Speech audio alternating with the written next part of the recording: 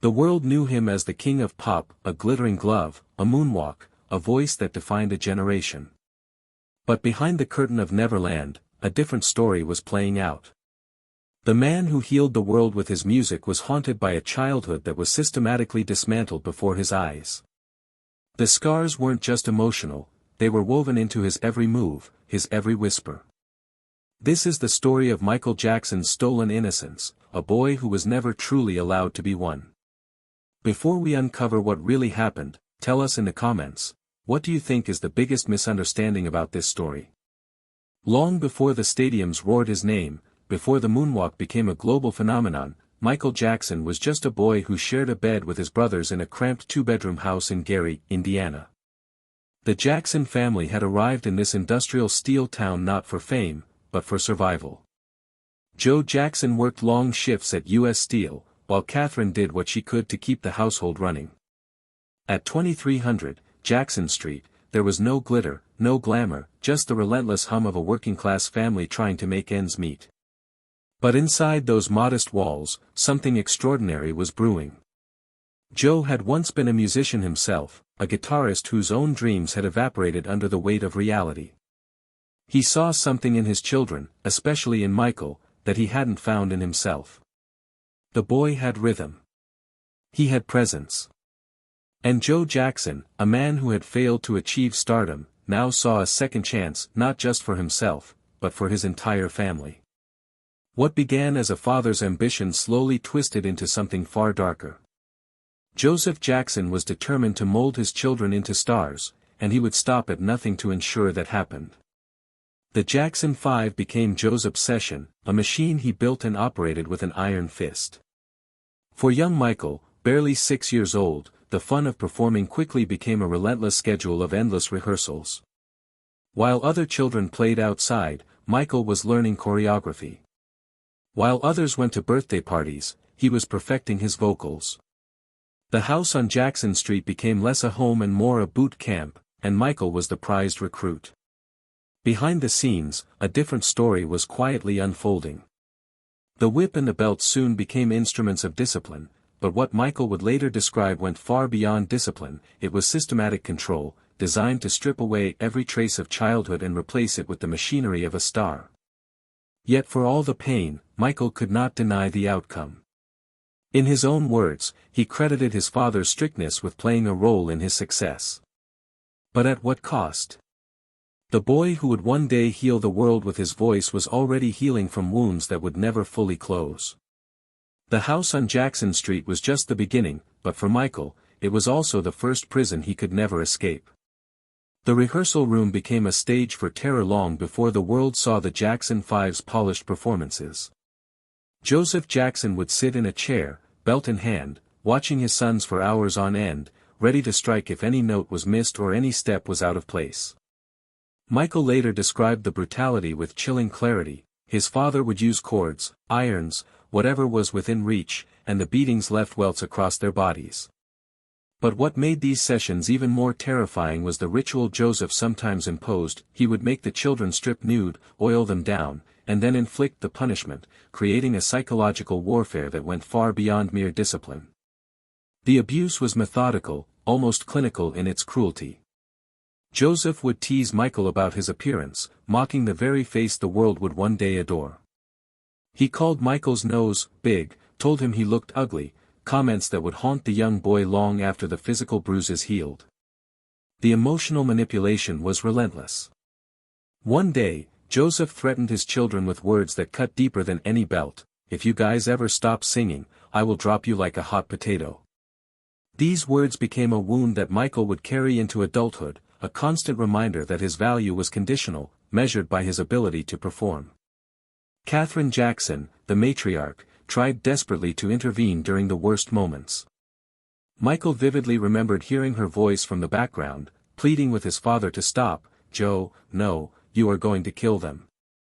But Joseph was unstoppable once his temper ignited, and the fear in those rehearsals became deeply ingrained. Michael would become physically ill at the mere sight of his father. He would faint or vomit in his presence, a visceral reaction to the terror that had been programmed into him from childhood. Yet the performances continued, flawless, polished, electrifying, masking the devastation happening behind closed doors. When Michael later confided in Oprah Winfrey about the abuse, his posture changed, his eyes shifted, and even then he pleaded with the camera, "Please don't be mad at me, Joseph." The fear had become so deeply embedded that even as a grown man, he sought forgiveness for telling the truth. Joseph, for his part, remained defiant to the end.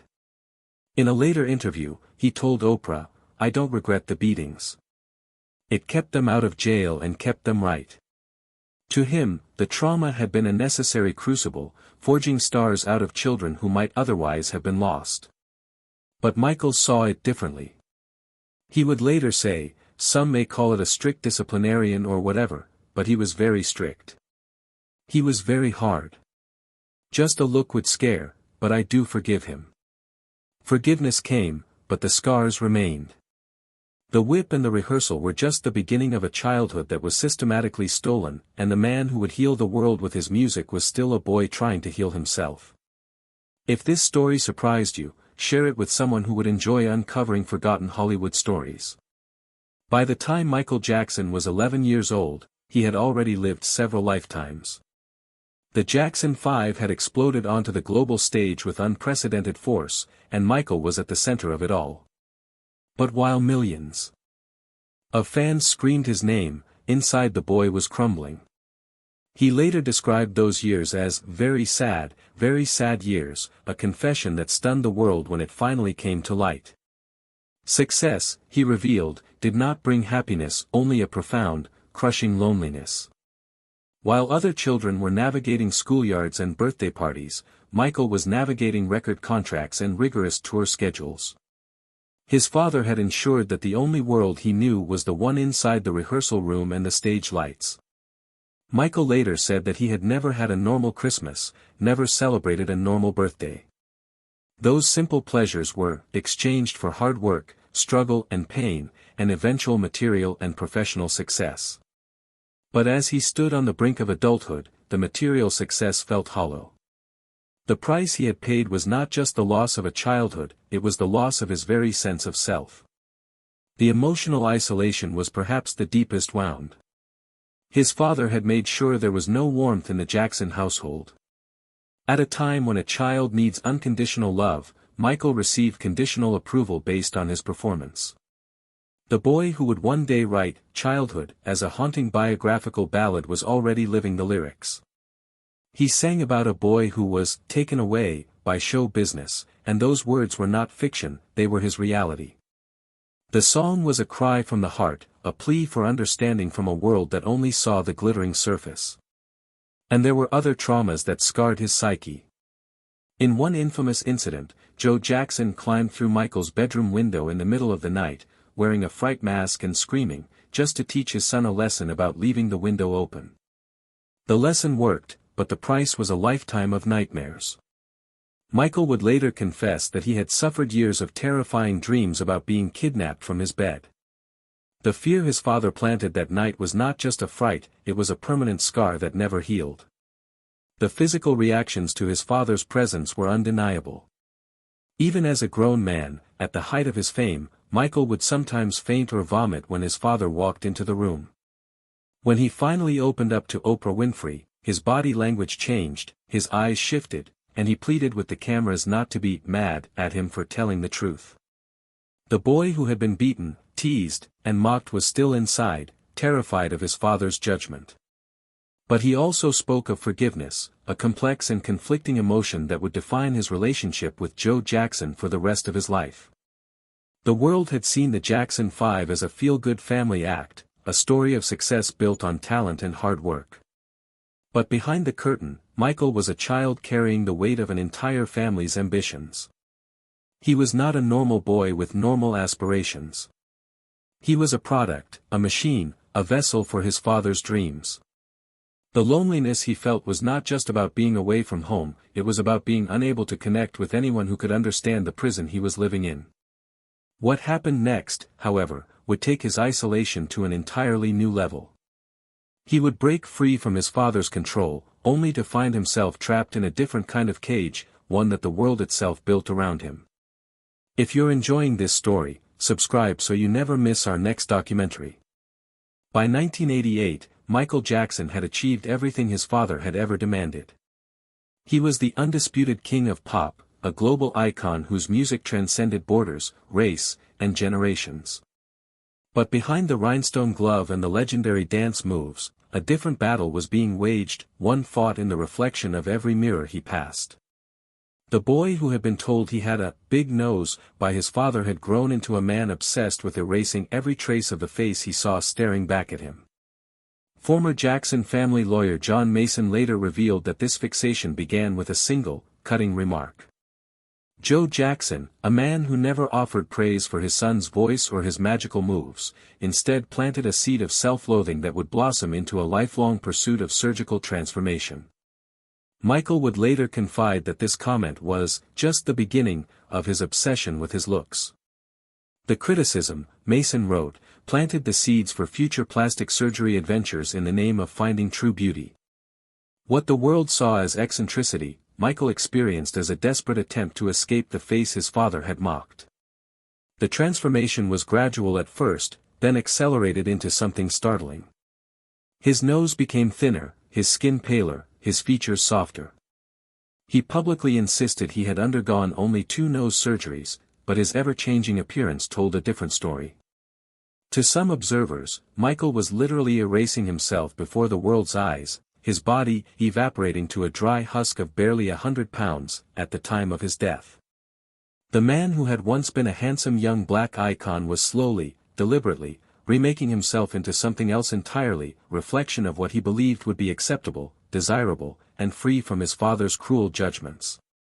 Beyond the physical, Michael created a mirror of a different kind through his music. Man in the Mirror, released in 1988, was not just a hit single, it was a philosophical manifesto. The song's message was deceptively simple: if you want to change the world, you must first change yourself. But for Michael, the lyrics carried a deeper, more personal weight. The man in the mirror was a figure he could never fully reconcile with. How could he change the world when he couldn't change the damage that had already been done to his own soul? His plea to make that change was as much a call to himself as it was to his audience, a desperate yearning to break free from the prison his father had built around him. But perhaps the most honest reflection came in 1995, with a song he simply called Childhood. Michael described it as his most autobiographical work, a mirror held up to the painful youth he had endured. The lyrics were a confession and a plea: before you judge me, try hard to love me. Look within your heart, then ask, have you seen my childhood? The song was his way of saying that the strange eccentricities the world mocked were not the behavior of a madman, they were the compensation for a boyhood that had been violently stolen from him. It was his fate, he sang, to compensate for the childhood I've never known. In those words lay the entire tragedy of Michael Jackson, the man who could never escape the boy he had been forced to leave behind. If this story surprised you, share it with someone who would enjoy uncovering forgotten Hollywood stories. The lyrics of Childhood were more than a song, they were a confession carved into melody. It's been my fate to compensate, Michael sang, for the childhood I've never known. Those words would come to define not just his music, but the strange, surreal world he built to escape the ghosts of his past. Neverland Ranch was meant to be a sanctuary, a place where the boy who never grew up could finally reclaim what had been stolen from him. But behind its gates, a darker narrative was taking shape. Michael described Neverland as his salvation. I wanted to have a place that I could create everything that I never had as a child, he told Ed Bradley in 2003. Elephants, giraffes, a movie theater, amusement park rides, everything his father had denied him. I can't go to Disneyland as myself, he explained. I can't go out and walk down the street. So I create my world behind my gates. He filled that world with children, especially those who were sick or disadvantaged. For a man who had been told he was worthless unless he performed, giving joy to others became a form of self-medication. He would take busloads of children to the ranch, offering them a magical escape from their own suffering. But there was a shadow over Neverland that Michael could never fully acknowledge. His former security chief, who worked at the ranch from 1990 to 1993, later claimed that during his 3 years there, up to 150 children slept in Michael's locked bedroom. The sleepovers were a fixture of Neverland life, with parents sometimes staying in separate buildings while their children spent the night with the King of Pop. Staff members noticed that Michael would isolate specific boys, showering them with gifts and attention while ignoring others. He would keep children up all night, refusing to let them check the time or know what day it was, creating a fantasy world where reality itself became blurry. What happened behind those closed mahogany doors remains contested. Michael vehemently denied any wrongdoing, insisting his relationships with children were innocent, loving, and rooted in the childhood he never had. But to some observers, the ranch was not a sanctuary, it was a hunting ground. Accusations would surface, settlements would be paid, and the ghost of Michael's stolen childhood would haunt him in ways he never anticipated. If you enjoyed this documentary, like the video and subscribe for more true celebrity stories every week. In 1993, the first accusation landed like a thunderbolt. A 13-year-old boy named Jordy Chandler alleged that Jackson had molested him at Neverland. Police raided the ranch, searching for evidence. Jackson, then on tour, vehemently denied the claims, his lawyer calling it a $20 million extortion plot. The case never went to trial. In early 1994, a civil suit was settled out of court for a reported $20 million. For Jackson, the settlement was a way to avoid a long-drawn-out thing on TV. But for the watching world, it was a stain that would never fully wash away. A decade later, the nightmare returned. In 2003, British journalist Martin Bashir aired a documentary in which Jackson admitted sharing his bed with children. The confession ignited a firestorm.